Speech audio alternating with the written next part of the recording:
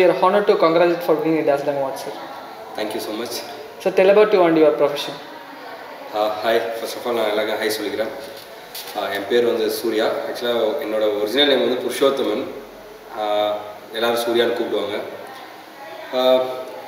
உங்களுக்கு தெரிஞ்சிருக்கும், இப்போ சமீபத்தில் விஜய் டிவியில் டான்சிங் சூப்பர் ஸ்டார்னு ஒரு டான்ஸ் ஷோ நடந்தது. அதில் எஸ்ஜேஎஸ் வாராஜான்னு சொல்லிட்டு நம்ம டீம் தான் வின் பண்ணிச்சு, டைட்டில் வின்னர் ஓவரால். ஸோ அதுக்கு நான் கோரியோகிராஃபராக இருக்கேன். அது இல்லாமல் விஜய் டிவியில் சின்ன சின்ன ஷோஸுக்கெலாம் மணி அமீரோடலாம் அசிஸ்டன்ட் கோரியோகிராஃபராக ஒர்க் பண்ணிகிட்ருக்கேன். So that's it. இதுதான் இப்போதைக்கு என்னோட ப்ரொஃபஷன். ஸோ தேர்ட் கொஸ்டின் பார்த்தீங்கன்னா, how does your choreographer journey started? என்னோட ஜேர்னியா எப்படி சொல்கிறது, அது ஒரு சின்ன கதை இருக்குது. ஆக்சுவலாக நான் வந்து பார்த்திங்கன்னா ஒரு 2008 நான் பேக்கப் டான்ஸில் தான் இருந்தேன். ஆக்சுவலாக பெங்களூரில் இருக்க சொல்ல காலேஜ் படிச்சுன்னு கன்னடா சேனலில் ஆடிட்டு இருந்தேன். ஸோ அப்போது வந்து காலேஜ் ஈவெண்ட்லாம் நான் நிறையா ஆடிட்டுருப்போம். பேக்கப் டான்ஸில் தான் ஆடிட்டு இருந்தேன். நம்ம ஒரு சாதாரண டான்ஸராக தான் இருந்தேன். சின்ன வயசுலேருந்தே டான்ஸ் தெரியும். அது மூலிமா அப்படியே நான் காலேஜில் போனேன். காலேஜ் மூலிமா அங்கே ஒரு ஃப்ரெண்டு மூலிமா நான் கன்னடா சேனல் ஆட ஆரம்பித்தேன். அப்புறம் எம்எம்மில் பேக்கப் டான்ஸர் ஆட ஆரம்பித்தேன். எம்எம்னா மாநாடு மயிலாடுதுறை, நம்ம கலைஞர் டிவியில். ஸோ அந்த மாதிரி தான் ஆடிட்டு இருந்தேன். அப்போது ஒரு பெரிய ஈவெண்ட்டு கோவாவில். அப்போ வந்து பார்த்திங்கன்னா ஒரு பெரிய காம்படிஷன், காலேஜ் காம்படிஷன் தான். அப்போது வந்து என்ன ஆச்சுன்னா, நான் ஒரு சின்ன ஆக்சிடென்ட், டான்ஸ் ஆடும்போதே நான் ஒரு ஃப்ளிப் அடிக்கணும். முடிக்கும் போது நான் கீழே வந்து பின்மண்ணில் அடிப்பட்டு, ஸோ என்னால் ஒரு 4 இயர்ஸாக என்னை ஆடக்கூடாதுன்னுட்டாங்க. ஏன்னா ஸ்பைனல் கார்டு ஃபுல்லாக வீக் ஆகிடுச்சின்னு சொல்லிட்டு ஆடக்கூடாதுன்னு சொல்லிட்டாங்க. ஸோ அதுக்கப்புறம் நான் 4 இயர்ஸாக நான் ஆடவே இல்லை. ஸோ அதுக்கப்புறம் என்னால் டான்ஸ் விட நான் வேறு ஒரு ஜாபுக்கெலாம் ட்ரை பண்ணேன். எதுவுமே எனக்கு இன்ட்ரெஸ்ட் இல்லை. ஸோ நம்மளுக்கு டான்ஸ் தான் எப்போவுமே அப்படின்னு சொல்லிட்டு சரி என்ன பண்ணலான்னு யோசிக்கும் போது தான் எனக்கு ரொம்ப பிடிச்சவங்க ஒருத்தர் வந்து என்னோடய ஒய்ஃப், அவங்க வந்து என்ன சொன்னாங்கன்னா, நீ சரி நீ டான்ஸ் தான் வேணும்னா நீ டான்ஸ் இல்லைன்னா நீ ஆடக்கூடாது, டீச்சிங்கில் போ அப்படின்னாங்க. ஸோ அப்படி வந்து டீச்சிங்கில் வந்து ஒரு டீமை ரெடி பண்ணி ஒரு ஸ்கூலில் தான், ஆக்சுவலாக ஸ்கூல்ஸில் தான் ஒர்க் பண்ணியிருந்தேன். அப்புறம் தனியாக ஒரு கிளாஸ் வச்சேன். சரி இன்னும் எதாவது பெஸ்ட்டாக பண்ணணும்னா ஒரு டீமை உருவாக்கினேன். டீமை உருவாக்கி அப்படியே அதுக்கு ஒரு கோரியோ பண்ண ஆரம்பித்தேன். ஸோ அது கோரியோ ஸ்டார்ட் பண்ணி இப்போ டைட்டில் வின்னர் கோரியோகிராஃபராக வந்து நின்று இருக்கேன். இது இல்லாமல் சைடில் அதான் அசிஸ்டண்ட்டாக ஒர்க் பண்ணிகிட்ருக்கேன் எல்லா டீமுக்கும். அதாவது என்னோடய ஃப்ரெண்ட்ஸ் டீம் யாராருன்னா மணி அண்டு அமீர், இவங்களுக்கு ஒர்க் பண்ணியிருக்கேன். ஸ்ட்ரெச்லெஸ் பெர்ஃபார்ம் பண்ணும்போது வந்து உங்களுக்கு வந்து ஸ்பைனல் இன்ஜுரி ஆகிடுச்சு, ஓகேங்களா? ஸோ ஆஃப்டர் 4 இயர்ஸ் கேப் இருந்தது. ஸோ அந்த டைம் நீங்கள் 4 இயர் கேப்பில் ஸோ லைஃப் கண்டிப்பாக வந்து கன்ஃபியூஷனாக இருக்கும். இந்த டைம் நம்ம என்ன பண்ண போகிறோம் அப்படின்னு சொல்லிட்டு கண்டிப்பாக இருக்கும். ஸோ அந்த 4 இயர் கேப் நீங்கள் எப்படி கவர் பண்ணீங்க? இந்த 4 இயர்ஸ் பார்த்தீங்கன்னா ஒரு எப்படி சொல்ல, ஃப்ராங்காக சொன்னால் ஒரு நரகத்தில் இருந்த மாதிரி தான் இருந்தேன். ஏன்னா ஒரு பக்கம் என்னால் அவ்வளோவா வெளியே தைரியமாக எங்கேயும் போக முடியல, ஈவன் குனியவும் முடியாது, அந்தளவுக்கு ஒரு பெயின். ஸ்பைனல் கார்டு ஃபுல்லாக வீக் ஆகிடுச்சு. ஆக்சுவலாக பார்த்தா நான் விழுந்து ஒரு 4 நாள் கண்ணு முடியல, கோமாக்கு போய்ட்டு அந்தளவுக்கு ஆகிடுச்சு. எனக்கு பின்மண்டில் அடிப்பட்டதுனால நான் 3 நாளாக கண்ணு முடியும். 4ஆவது நாள் தான் என்னவோ கண்ணு முடித்தேன். ஸோ அதுக்கப்புறம் தான் அப்போதுலேருந்து டோட்டலாக விட்டாங்க. வீட்டில் எனக்கு சுத்தமாக நீ பண்ணவே தவிர டான்ஸே வேணாம் அப்படின்ட்டாங்க. ஸோ அதனால் நான் என்ன பண்ணேன், விட்டுட்டு சரி வேறு ட்ராக்கில் போகலாம் அப்படின்னு சொல்லி நான் படித்தது வந்து பார்த்திங்கன்னா பிஎஸ்சி அனிமேஷன் படித்தேன் நான். ஸோ அதிலே போகலாம், அந்த இதிலே போகலான்னு சொல்லிட்டு ட்ரை பண்ணேன். சரி மலேசியாவில் ஒரு காமிக் ஆர்ட்டுன்னு சொல்லிட்டு நான் நல்லா ஆர்ட் பண்ணேன். காமிக் ஆர்ட் ஸ்டுடியோவில் சரி ஜாயின் பண்ணலான்னு சொல்லிட்டு ஒரு ஏஜென்சி மூலிமா போய் ஏமாந்து அங்கே ஒரு நடுத்தெருவில் நின்னேன் நான். ஆக்சுவலாக போன ஃபஸ்ட்டு எப்படி சொல்கிறது, போயிட்டு இறங்கினேன் மலேசியாவில். அவ்வளோதான், அப்பயே தெரிஞ்சிச்சு நம்மளை ஏமாற்றிட்டாங்க அப்படின்னு சொல்லிட்டு.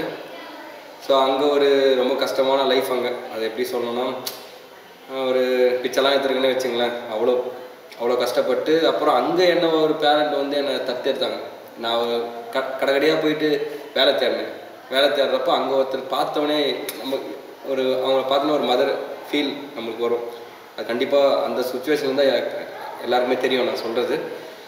ஸோ அவங்கள பார்த்து அவங்கக்கிட்ட சொல்லும் போது அவங்க ரொம்ப என் மேலே அவங்களுக்கு ஒரு அக்கறை வந்து அவங்க அடாப்ட் பண்ணாங்க. என்ன அந்த நாட்டில் மலேசியாவில் என்னை அடாப்ட் பண்ணாங்க. அடாப்ட் பண்ணி வேறு இங்கே ஒரு வேலைக்கு அனுப்பலாம் அப்படின்னு சொல்லிட்டு ஒரு இடத்துக்கு அனுப்பிச்சாங்க. என்ன ஒரு வேலைக்கு அனுப்பிச்சாங்க. அங்கே என்ன ஆச்சுன்னா, அங்கேயும் நான் இப்போ அந்த ஒரு ஒரு சூப்பர் மார்க்கெட்டில் பில்லிங்க்கோசரம் அனுப்பிச்சி விட்டாங்க அந்த அம்மா என்னை வேலைக்கு. அங்கே போனால் அங்கேயும் பார்த்தா என்னை ஏமாற்றிட்டாங்க. அங்கே எப்படின்னா எப்படி சொல்கிறது, ஒரு பெரிய ஒரு 4 கிரவுண்டு 5 கிரவுண்டு ஒரு பெரிய ஷோரூம். அந்த ஷோரூம் ஃபுல்லாக என்னை தொடக்கி விட்டாங்க. ஈச் அண்ட் ஒரு பொருள், இப்போ ஷாம்பு பாட்டில் எல்லாமே தொடக்கி விட்டாங்க. அந்த அளவுக்கு தொடச்சி தொடக்க எனக்கு அழுக வந்துட்டே இருக்குது. நம்ம எப்படிலாம் இருக்க வேண்டியோம், எப்படி நம்ம ஒரு இடத்துல நேற்றுக்கு ஒரு பெர்ஃபார்ம் பண்ணியிருக்கலாம், மேபி பை சான்ஸ் நம்மளும் ஒரு பெரிய டான்ஸராக வந்திருக்கலாம். அப்படி இல்லைன்னா சரி நம்ம படித்ததுலையாவது போயிருக்கலாம்னு பார்த்தா இங்கே வந்து பார்த்தா இப்படி தொடச்சிருக்கவே ஒரு அழுக. நான் மறுபடியும் அந்த அம்மாவுக்கே நான் ஃபோன் அடித்து இந்த மாதிரி நான் தொடக்கி விட்டுருந்தேன், என்னால் இங்கே இருக்க முடியல அப்படின்னு சொல்லி உடனே அந்த அம்மா வந்து ரொம்ப வெக்ஸ் ஆகிட்டு என்னை திருப்பி அங்கேருந்து கூட்டிகிட்டு வந்து அப்புறம் அவங்க என்ன பண்ணாங்கன்னா, நான் இனிமேல் உன்னை எங்கேயுமே அனுப்ப மாட்டேன், நீ எனக்கே பயமாக இருக்குது இந்த எங்கே அனுப்பினாலும், நீ என்ன பண்ணு அவங்க வந்து ஆக்சுவலாக பார்லர் ஒன்று வச்சுருந்தாங்க, உமன் பார்லர், அங்கேயே நீ என் கூட ஒர்க் பண்ணுன்னு சொல்லிட்டு என்னை வந்து ஒரு கோர்ஸ் படிக்க வச்சாங்க மலேசியாலே. ட்ரெண்டிடிவ் அண்ட் ஃபியூஷன் கட்ஸ்ன்னு சொல்லிட்டு நான் ஒரு கோர்ஸ் படித்தேன், டிப்ளமோ கோர்ஸ் படித்தேன். அங்கே படித்தது இல்லாமல் திருப்பி எனக்கு இந்தியா காமிச்சு இங்கே நம்ம விஎல்சிசியில் நான் திருப்பி ஒரு கோர்ஸ் படித்து திருப்பி மலேசியாவுக்கு அங்கே போய் ஒர்க் பண்ணியிருந்தேன்.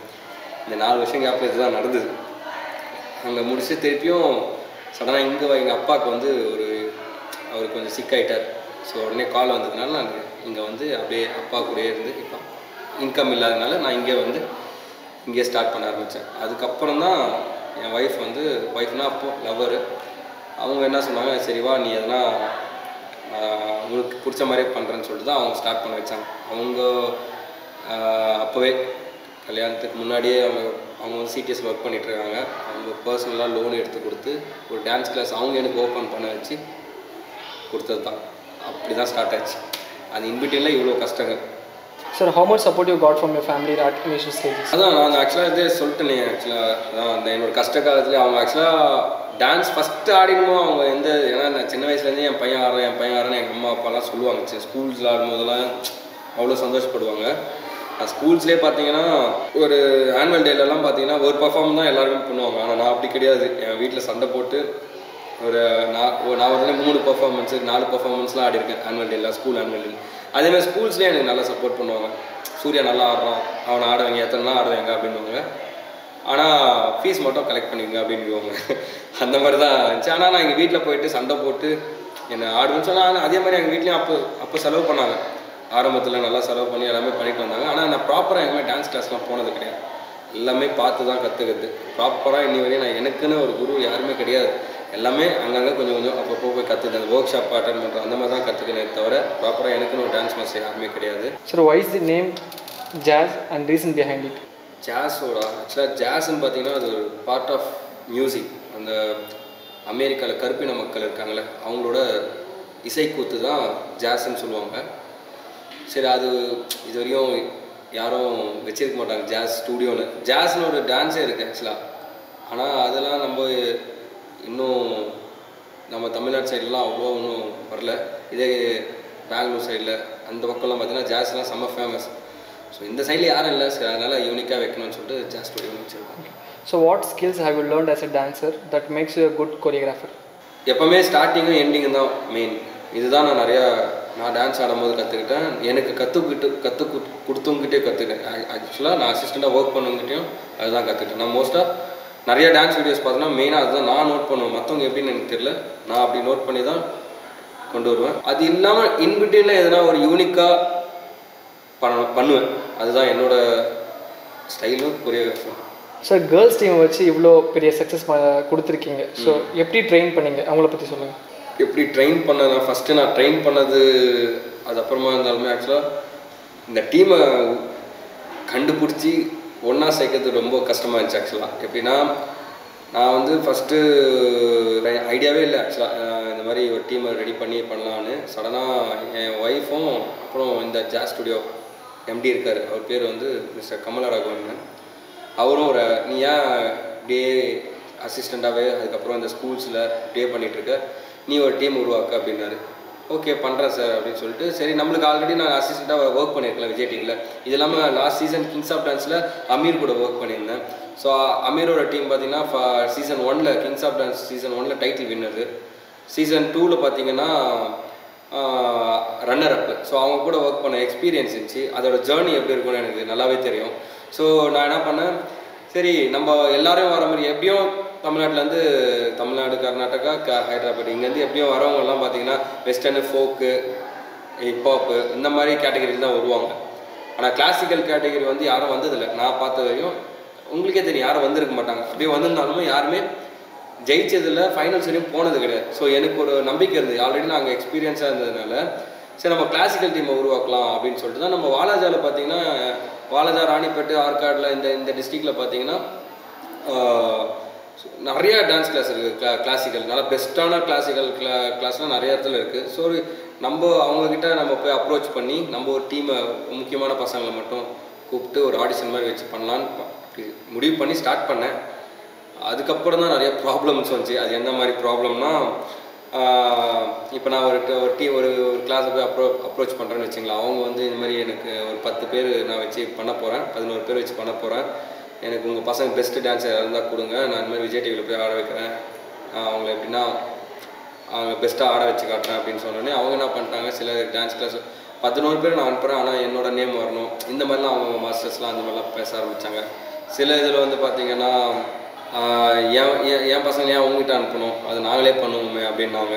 சரி நீங்களாவது பண்ணுங்கள், நான் உங்களுக்கு கைட் பண்ணுறேன் அப்படின்னு. அதுக்கும் சில பேர் ஒத்து வரல. சரி அப்புறம் நான் யோசிச்சு பார்த்தேன் என்ன பண்ணலாம் அப்படின்னு. யோசிச்சு பார்க்கும்போது டான்ஸ் ஸ்டுடியோ எம்டி அவர் சொன்னார், நீ தான் ஸ்கூலில் ஒர்க் பண்ணுற, எல்லாம் ஆல்ரெடி நிறைய ஸ்கூலில் போய் சாம்பியன்ஷிப் படிச்சிருக்கீங்க, ஸோ அங்கே எவ்வளோ பேர் டான்ஸர்ஸ்லாம் வரும், உங்களுக்கு நல்லாவே தெரியும், நல்ல ஸ்கூல் டீச்சர்ஸ் தெரியும், அப்படி போடா அப்படின்னாரு. சரி அப்புறம் நான் ஒர்க் பண்ண ஸ்கூலில் ஒரு 4 பேரை கலெக்ட் பண்ணேன். அப்புறம் இங்கே பெல் ஸ்கூல்லேருந்து ஒரு 2 பேரை கலெக்ட் பண்ணேன். அப்புறம் இந்த மாதிரி ஒவ்வொரு ஸ்கூல்லேருந்து கலெக்ட் பண்ணி ஒரு 11 பேர்கிட்ட ரெடி பண்ணிட்டேன். இதில் எனக்கு ஒரே ஒரு கிளாசிக்கல் டீச்சர் மட்டும் தான். அவங்க பேர் வந்து உமா மேம் சொல்லுவாங்க. அவங்க வந்து கிளாசிக்கல் என்னோட ஆக்சுவலாக இதை நான் சொல்ல மாட்டேன். அவங்க வந்து எனக்கு சின்ன வயசுலேருந்து நான் ஸ்கூல் படிக்கிற டைம்லேருந்து டிஏவி பெல்லுன்னு ஒரு ஸ்கூல் இருக்குது. அந்த ஸ்கூலு கூட யார் காம்படிட் பண்ணாலும் டான்ஸில் வந்து அடிச்சிக்க முடியாது, அவ்வளோ பர்ஃபெக்டாக பண்ணுவாங்க. அவங்கள நான் தோக்கடிக்கணும்னு ரொம்ப நாள் ஆசை, ஆனால் என்னால் ஸ்கூல் படிக்கும்போதெல்லாம் அவங்கள தோக்கடிக்க முடியல. அதுக்கப்புறம் நான் ஒர்க் பண்ணி இப்போ நான் ஒர்க் பண்ணுற ஸ்கூல் பசங்களை வச்சு நான் அவங்கள தோக்கடித்தேன். ஆக்சுவலாக அவங்க தான் எனக்கு ரோல் மாடலே, ஒரு பார்ட் ஆஃப் ரோல் மாடல் அவங்க. ஏன்னா அவங்களோட பர்ஃபெக்ஷன் வந்து எல்லாமே அவ்வளோ சூப்பராக இருக்கும். அந்த மேமுக்கு நான் ஃபோன் பண்ணி இந்த மாதிரி எனக்கு நான் பண்ண போகிறேன் மேம், உங்கள்கிட்ட இருந்தால், ஏன்னா அவங்க கிளாசிக்கல் டீச்சர் தான், ஆனால் அவங்க எல்லாமே எடுப்பாங்க, எல்லா ஸ்டைலும் எடுப்பாங்க, இந்த மாதிரி நான் பண்ண போகிறேன் உங்கள் ஸ்டூடெண்ட். அவங்க தான் இங்கே இந்த சுற்று வட்டாரத்தில் ஒரு ப்ராப்பரான கிளாசிக்கல் டீச்சர் வந்து எனக்கு அப்ரோச் பண்ணி அவங்களோட ஸ்டூடெண்ட்டை எனக்கு அனுப்பிச்சது வந்து அவங்க தான். அவங்க பேரை நான் கண்டிப்பாக இங்கே மென்ஷன் பண்ணி ஆகணும். அவங்க பசங்களை ஒரு 3 பேர் அனுப்பிச்சி விட்டாங்க. மற்றபடி நானே கலெக்ட் பண்ணி ஒரு மீதி இருக்க ஒரு 8 பேர் நானே ரெடி பண்ணேன். இதில் வந்து ஒரு பொண்ணு வந்து என்னோட தங்கச்சி மாதிரி. அவள் தான் மோஸ்ட்டாக எனக்கு கிளாசிக்கல் வந்து பேசிக் தான் தெரியும், பட் ஆனால் அவள் வந்து சின்ன வயசுலேருந்தே கிளாசிக்கல் போயிட்டுருக்கா. அவளை வச்சு தான் நான் வந்து கோரியோவை கம்போஸ் பண்ணுவேன். அவகிட்ட கேட்டு நான் கம்போஸ் பண்ணுவேன். அந்த ரிதம்க்கு ஏற்ற மாதிரி நான் ஒரு மியூசிக் எடிட் பண்ணுறது வந்து நான் எடிட் பண்ணுற மாதிரி அவளை கம்போஸ் பண்ண வைப்பேன். நான் கம்போஸ் பண்ணுற மாதிரி அவளை நான் மாற்றுவேன் ஃபுல்லாகவே. ஸோ அப்படி ரெடி பண்ணி தான் நான் அந்த டீமை உருவாக்கினேன். ஸோ இதில் பேரண்ட்ஸு அவங்க சைட்லேருந்து எல்லாருமே நல்லா சப்போர்ட் தான் பண்ணாங்க ஸ்டார்டிங். அதெல்லாம் ஒன்றும் ப்ராப்ளம் இல்லை. Sir who is your role model and inspiration? இல்லை, ரோல் மாடல் வந்து பார்த்திங்கன்னா ஹைதராபாத்தில் ஒரு டீம் இருக்குது, ஸ்ரீ ராம நாட்டக்கார். அந்த டீம் தான் எனக்கு ரோல் மாடல். அந்த டீம் அளவுக்கு நான் கொண்டு வரணும். அவங்க ஆல்ரெடி பண்ணியிருக்காங்க, டான்ஸ் ப்ளஸில் அந்த டீம் வந்திருக்கு. ஆனால் அவங்க வந்து செமிஃபைனல்ஸ் தான் ஆடினாங்க. ஆனால் அதை அவங்கள ரோல் மாடலாக வச்சு தான் நான் இந்த டீமை லீட் பண்ணி இந்த அளவுக்கு கொண்டு வந்திருக்கேன். சார் ஆக்சுவலாக அவங்களோட டீமோட யூனிக்னஸ் அண்ட் ஸ்ட்ரென்த்தை பற்றி சொல்லுங்கள் சார். யூனிக்னஸ் ஸ்ட்ரென்த் வந்து பார்த்திங்கன்னா பசங்கன்னா தான் ஆக்சுவலாக கிளாசிக்கல் பார்த்திங்கன்னா நாங்கள் வந்து பைக் கவுண்டில் போவோம், ஓகேங்களா, ஸ்லோவாக இருக்கும், ஓகே, எல்லாமே பைக் கவுண்டில் போவோம். ஆனால் நாங்கள் வந்து பார்த்தீங்கன்னா எல்லாமே டபுள் கவுண்டில் போவோம். சிங்கிள் கவுண்டில் டபுள் மூவ்மெண்ட் போவோம். அதுதான் இந்த பசங்களோட ஸ்ட்ரென்த்து. அதெல்லாம் கோஆர்டினேஷனு. அதில் யூனிக்னஸ்ன்னு பார்த்தீங்கன்னா எங்களது லைட்டு. ஆக்சுவலாக கிளாசிக்கல் நிறைய டீம் வந்து லைட்டில் ப்ரோக்ராமிங் பண்ணி, காஸ்டியூமில் லைட்டை ஃபிக்ஸ் பண்ணி அதை ப்ரோக்ராமிங் பண்ணி நாங்கள் வந்து பெர்ஃபார்ம் பண்ணியிருப்போம். நீங்கள் பார்த்தீங்கன்னா கணேஷா செகண்ட் எபிசோட் நினைக்கிறேன், அதில் பார்த்தீங்கன்னு வச்சுங்க, அந்த ரிதம்க்கு ஏற்ற மாதிரி அவங்க ஸ்டெப்புக்கு ஏற்ற மாதிரி லைட் அப்பப்போ பிளிங்க் ஆகும், ஆஃப் ஆகும். ஸோ நான் ஃபஸ்ட் ரவுண்டே லைட் யூஸ் பண்ணேன். ஸோ செகண்ட் ரவுண்டும் லைட்டு வேணும்ட்டாங்க. அப்போயே தெரிஞ்சிச்சு இந்த டீமோட ஸ்ட்ரென்த் வந்து யூனிக் வந்து லைட்டு தான். ஸோ லைட்டு ப்ளஸ் இவங்களோட கோஆர்டினேஷன் எவ்வளோ ஸ்பீடாக ஆடுறாலும் ஒரே ஈவனாக ஆடுவாங்க. ஸோ கிளாசிக்கல் நீங்கள் மோஸ்ட்டாக எந்த வீடியோனா பாருங்கள், கிளாசிக்கல் வந்து பைக் கவுண்டில் தான் அடிப்பாங்க, இல்லை சிங்கிள் கவுண்டில் அடிப்பாங்க. ஆனால் எங்கள் பசங்க வந்து டபுள் கவுண்டில் ஆடுவாங்க. அதாவது ஒரு வீட்டுக்கு டபுள் கவுண்ட் ஆடுவாங்க. அதுதான் எங்கள் பசங்களோட பெரிய strength. Sir, how do you motivate your team, particularly in difficult situations? மோட்டிவேஷனும் டிஃபிகல்ட் நான் வந்து பார்த்தீங்கன்னா எப்போவுமே நான் அவங்களுக்கு ஒரு எப்போவே மோட்டிவேஷன் கொடுத்துனே இருப்பேன். ஆனால் கொஞ்சம் ரஃப்பாக கொடுப்பேன். நான் ரொம்பவே ரஃப்பாகவே கொடுப்பேன். அவங்க மேபி ஃப்ராங்காக சொல்லணும்னா அந்த பயத்திலே கூட அவங்க வின் பண்ணியிருப்பாங்க. வின் பண்ணணும்னு வின் பண்ணிடல, அதை நான் அது கூட சொல்லிடுறேன். என் மேலே இருக்கிற பயத்திலே அவங்க வின் பண்ணியிருப்பாங்க. அந்த மாதிரி தான் நான் மோட்டிவேஷன் பண்ணே தவிர அவங்களுக்கு உற்சாகம் கொடுக்க பூஸ்ட் பண்ணுற மாதிரி நான் மோட்டிவேஷன் கொடுத்தேன்னா நீங்கள் அவங்ககிட்ட கேளுங்க. ஆக்சுவலாக எனக்கு நான் அந்த மாதிரி கொடுத்தேனான்னு நினைத்தேன். ஆனால் நான் எப்போவுமே பேசும்போது அவங்களுக்கு எப்படின்னா, இப்போ நான் அவங்களுக்கு ஒரு பவர் எனர்ஜி வர வைக்கிறேன்னா, இப்போ அவங்களுக்கு ஸ்டொமக் பெயின் வச்சுங்க, நீங்கள் ஃபைனல்ஸில் பார்த்துருந்தீங்கன்னா ஒரு பொண்ணு கீழே படுத்துட்டு இருப்பா. அந்த பொண்ணுக்கு மேலே அவள் ஈக்குவலான ஒரு வெயிட்டை அவள் வயிற்று மேலே ஏறி நிற்பா. நிற்கிறது இல்லாமல் மூவ் பண்ணுவாள். இப்போ அந்த சீக்வன்ஸும் அவங்களுக்கு வந்து 10 நாளாக வயிற்று வலி இருக்கும். ஆனால் நான் கொடுக்குற பவர் எனர்ஜிலே என்னோடய ஸ்பீச்லேயே அவங்க ஒரு பயத்துலேயே அவங்க என்ன பண்ணுவாங்க, அதை கூட சொல்லாமல் செய்வாங்க. ஆக்சுவலாக வந்து விஜய் டிவியில் நீங்கள் பெர்ஃபார்ம் பண்ணும்போது so first round second round போயிட்டீங்க. ஸோ அதுக்கப்புறம் என்னென்ன சேலஞ்சஸ்லாம் ஃபேஸ் பண்ணீங்க? ஏன்னா அதுக்கப்புறம் ஹெவியாகிடும் காம்படிஷன் உங்களுக்கு. ஆமாம் ப்ரோ. ஆக்சுவலாக எப்படின்னா, நான் வந்து ஸ்டார்டிங் வந்து மொத்தம் 42 டீம் நோவு வந்தது. First round ஆடிட்டோம்.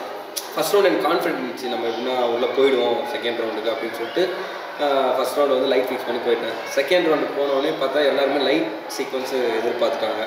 சரி, அது இருந்தால் தான் நம்ம நெக்ஸ்ட் போக முடியும் அப்படின்னு எனக்கு ஒரு கான்ஃபிடென்ட் இருந்துச்சு. அதுக்கப்புறம் நான் அதான் லைட்டிங் வச்சு பண்ணேன். செகண்ட் ரவுண்டு பார்த்தீங்கன்னா கணேஷா ரவுண்டு ப்ரோக்ராமிங் பண்ணி ஃபுல் காஸ்டியூமுக்கு லைட்டு ஃபிக்ஸ் பண்ணி அப்படி ஆடி அதுலேயும் பார்த்தீங்கன்னா ஸ்பாட் செலக்ட் ஆகிட்டோம். ஸ்டாண்டிங் ஓவேஷன் தான் எல்லாருமே. ரிசல்ட்டு நல்ல ஹை ஸ்கோர் பண்ணோம். அது வந்து ஆக்சுவலாக செகண்ட் ரவுண்ட் வந்து பேட்டில் ரவுண்ட் வந்துச்சு. பேட்டில் ரவுண்ட் ஒருத்தர்கிட்ட நம்ம போய் மோதணும். அவங்களாம் நம்மளாம் பார்த்து செலக்ட் ஆகி போடுறாரு. அதில் போயிட்டோம். தேர்ட் ரவுண்ட் வந்து பார்த்தீங்கன்னா தேர்ட் ரவுண்டே செமிஃபைனல். ஒரு 4 ரவுண்டு தான், 5 ரவுண்டு வரும் எனக்கு ஆடிஷன் ரவுண்டு சேர்த்தா. தேர்ட் ரவுண்டு செமிஃபைனலில் நம்ம பார்த்தீங்கன்னா செகண்ட் ரவுண்டே ஃபைனல் லெவலில் இருக்குது இருக்குன்னு சொல்லிட்டாங்க. அதாவது மானசா அவங்க வந்து பார்த்தீங்கன்னா என்ன சொன்னாங்கன்னா, இவங்களுக்கு எப்படி இப்போவே டைட்டில் கொடுத்துடலாமா அப்படின்ற அளவுக்குலாம் போயிட்டாங்க. நெக்ஸ்ட் எனக்கு அவங்களோட எதிர்பார்ப்பு அதிகமாகிடுச்சு. என்ன பண்ணுறதுன்னு, இதை விட நம்ம 10 மடங்கு அதிகமாக பண்ணால் தான் அவங்க மனசை நிற்கும் அப்படின்னு சொல்லிட்டு யோசிச்சு பார்த்தேன். சிவன் கான்செப்ட் ஆக்சுவலாக நான் ஃபைனல்ஸுக்கு போனால் இந்த கான்செப்ட் பண்ணலாம் அப்படின்ற எடுத்து வச்ச கான்செப்டை நம்ம வேறு வழி இல்லை, இப்போ போனால் தான் இந்த கான்செப்ட் இப்போ எடுத்தால் தான் ஃபைனல்ஸ்க்கே நம்ம போக முடியும்னு சொல்லிட்டு நான் சிவன் கான்செப்ட் எடுத்தேன். அதில் ரொம்ப டிஃபிகல்ட் இருந்துச்சு. எப்படின்னா அதில் நான் கான்செப்ட் பார்த்தீங்கன்னா நீர், நிலம், காற்று, நெருப்பு இதை தான் எடுத்தேன். பூமி இதை வந்து சிவன் தான் எல்லாமே அப்படின்னு சொல்லிட்டு காட்டலாம் அப்படின்னு சொல்லிட்டு எடுத்தேன்.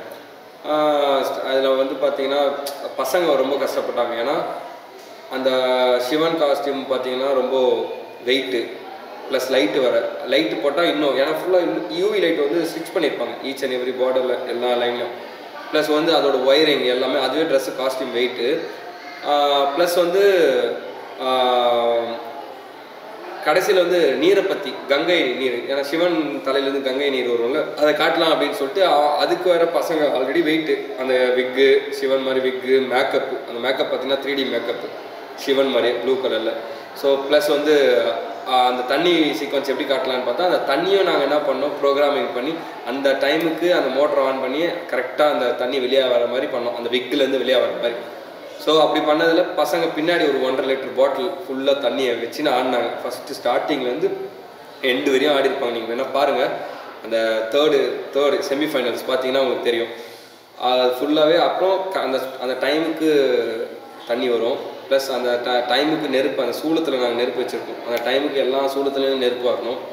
இது இல்லாமல் பசங்க வந்து ஒரு விஷயம் ட்ரை பண்ணியிருப்பாங்க, நெருப்பை பற்றி காட்டுறதுக்கு நெட்ரிக்கன் ஓப்பன் ஆகும். இவங்க வந்து தீபாத்திரை காட்டுற மாதிரி, நம்ம தட்டில் கற்பூரம் வைத்து தீபாத்திரை காட்டுறது, இவங்க கையிலே வந்து நெருப்பு ஃபுல்லாக கையில் எதுவுமே தடவாமல் நெருப்பு எரியும். அதை ட்ரை பண்ணாங்க. இவ்வளோ யோசித்து இறக்குனேன்.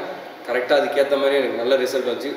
கமெண்ட்ஸே இல்லாமல் ஸ்பாட்டு செலக்ட், கமெண்ட்ஸே பேச டக்குன்னு செலக்ட் பண்ணாங்க. 4th ரவுண்ட் பார்த்தீங்கன்னா டோட்டலாக நான் வேறு ஜேர்னலில் கொண்டு போயிட்டேன். பசங்களை சேனல்லே பார்த்தீங்கன்னா இங்கே லைட் வச்சு ஆடுங்க அப்படின்ட்டாங்க. எல்லாருமே லைட் வச்சு கேட்டாங்க. சரி லைட் என்ன பண்ணலாம் வச்சு எனக்கு ஐடியாவே வரல. அது அந்த டைமில் எங்ககிட்ட பட்ஜெட்டும் இல்லை. பசங்க பேரண்ட்ஸ் தான் எல்லாம் பட்ஜெட்டும் செலவு பண்ணது, எல்லாமே பேரண்ட்ஸ் தான். ஆல்ரெடி ஃபஸ்ட்டு செகண்டு தேர்ட் ரவுண்டுக்குலாம் செலவு பண்ணிட்டாங்க. என்ன பண்ணுறது, அந்த டைமில் ரொம்ப கஷ்டமாக இருந்தது. நான் யோசித்தேன், சரி ஓகே லைட்டே இல்லாமல் காஸ்டியூமே லைட் மாதிரி பண்ணிக்கலாம் அப்படின்னு சொல்லிட்டு தான் நான் மிரரை யூஸ் பண்ணேன். காஸ்டியூமில் மிரரை ஃபிக்ஸ் பண்ண ஆரம்பித்தேன். ஏன்னா நம்ம செட்டில் வந்து லைட்டு எந்த லைட் வச்சாலும் நம்ம ரிஃப்ளெக்ட் வரல. ஸோ அதுவே நம்ம ஒரு கான்செப்டாக வச்சு பண்ணலான்னு சொல்லிட்டு தான் நான் வந்து ஃபைனல்ஸில் வந்து லைட்டை ஃபிக்ஸ் பண்ண ஒரு கைக்கு மட்டும் ரிஸ்டாண்டில் மட்டும் லைட்டை ஃபிக்ஸ் பண்ணிட்டு பாடி ஃபுல்லாக மிரரை ஃபிக்ஸ் பண்ண ஆரம்பிச்சு அந்த காஸ்டியூமில் மிரரில் வச்சு ஆட வச்சேன். நீங்கள் ஃபைனல்ஸ் பாருங்கள், உங்களுக்கே தெரியும். ஸ்டார்டிங் சீக்வன்ஸ் வந்து இப்போ நினச்சா கூட எனக்கு கூஸ் வரும் அந்தளவுக்கு. ஏன்னா அந்த என்னோடய லைஃப்பில் மறக்க முடியாத ஒரு கோரியோ, மறக்க முடியாத ஒரு விஷயம், மறக்க முடியாத ஒரு அழகான விஷயம் வந்து அந்த ஃபைனல்ஸோட ஸ்டார்டிங் விஷயம் தான். ஓகே சார், ஆக்சுவலாக வந்து டைட்டில் அனௌன்ஸ் பண்ணிட்டாங்க ஓகேங்களா. ஸோ அந்த டைமில் நீங்கள் வந்து என்ன உங்களுக்கு எமோஷனாக ஒரு ஃபீல் இருந்தது, யாரை அந்த டைமில் வந்து நினச்சிங்க? ஸோ அந்த எமோஷனை பற்றி சொல்லுங்கள். டைட்டில் வின் பண்ணதுக்கப்புறம், அனௌன்ஸ் பண்ணிட்டப்போ. டைட்டில் வின் பண்ணதுக்கப்புறமா ரொம்ப ஷாக் ஆகிட்டேன். நினச்சி பார்க்காத ஒரு லைஃப்பில் வந்து இதை விட வேறு எதுவும் நமக்கு கிடைக்குமா அப்படின்ற ஒரு விஷயம், அந்தளவுக்கு போயிட்டேன். சாதிச்சிட்டேன். அந்த ஒரு ஃபீல் இருந்துச்சு. என்னை கொண்டு போயிட்டாங்க, எங்கேயோ கொண்டு போயிட்டாங்க என் பசங்க, அந்த 11 பேர். அதுக்கப்புறம் தான் வின் பண்ணதுக்கப்புறம் தான் இவங்களோட கஷ்டத்தை உணர்ந்தேன். இந்த பசங்களோட கஷ்டத்தை எல்லாமே அந்த இடத்துல ரொம்பவே உணர்ந்தேன். ஆக்சுவலாக பார்த்தீங்கன்னா பெஸ்ட்டு டான்ஸ் கிளப்ன்ற கேட்டகரியில் வந்து ராணிப்பேட்டில் பெஸ்ட்டாக வந்து சூஸ் பண்ணி அவார்டு வின் பண்ணிக்கிறீங்க. So how to you feel? ஆக்சுவலாக நான் ரொம்பவே சந்தோஷமாக ஃபீல் பண்ணுறேன். ஏன்னா நான் வந்து இந்த கிளாஸ் ஸ்டார்ட் பண்ணுறதுக்கு முன்னாடி என் எம்டி சார்கிட்ட, கமல் ராவன் சார்கிட்ட வந்து அவர் வந்து என்னை நம்பி தான் ஸ்டார்ட் பண்ணார். சூர்யா, உன்னை நம்பி தான் நான் பண்ணுறேன், நிறையா இன்வெஸ்ட் பண்ணியிருக்கேன், கரெக்டாக கொண்டு போகணுண்டா அப்படின்னாரு. ஸோ இப்போது நீங்கள் இந்த அவார்டை கிளாஸுக்கு கொடுக்கும்போது எனக்கு உண்மையிலே ஓகே சார் மனசை அவர் சொன்ன மாதிரி நம்ம கொஞ்சம் அச்சீவ் பண்ணி காட்டியிருக்கோம் அப்படின்னு ஒரு முழு திருப்தி இருக்குது. நான் ரொம்பவே தேங்க் பண்ணுறேன் டாஸ்லிங் அவார்ட்ஸ்க்கு. டாஸ்லிங் அவார்ட் வின் பண்ணதுக்கு காரணமாக அந்த ராணிப்பேட் டிஸ்ட்ரிக்ட் மக்களுக்கு நான் ரொம்பவே தேங்க் பண்ணுறேன். ஏன்னா நான் நினச்சி பார்க்கல நீங்கள் இந்தளவுக்கு எங்களுக்கு ஓட் போட்டிருப்பீங்கன்னு. ஸோ அது இல்லாமல் நம்ம எங்கள் dance class SJS dance class, jazz studio, அது பெஸ்ட்டு டான்ஸ் கிளப்புன்ற அவார்ட் கொடுத்த டான்ஸிங் அவார்ட்ஸ்க்கும் நான் ரொம்பவே தேங்க் பண்ணுறேன். Thank you so much. நான் ரொம்பவே தேங்க் பண்ணுறேன் டான்ஸிங் அவார்ட்ஸ்க்கு. ஏன்னா ப்ரைட் ஆஃப் ராணிப்பேட்னு சொல்லிட்டு ஒரு அவார்ட் கொடுத்துருக்காங்க. இது பார்த்திங்கன்னா அந்த அவார்டுக்கு வந்து நான் தகுதியானவன்னு சொல்லி செலக்ட் பண்ணி எனக்கு கொடுத்து நான் ரொம்பவே தேங்க் பண்ணுறேன். ஏன்னா நான் இந்த கிளாசிக்கல் டீம் வச்சு இவ்வளோ தூரம் அச்சீவ் பண்ணியிருக்கேன் அப்படின்ற ஒரு நேமில் தான் நீங்கள் இது கொடுத்துருக்கீங்க. ரொம்பவே தேங்க் பண்ணுறேன் நான். ரொம்பவே thank you so much. Thank you so much for dazzling awards.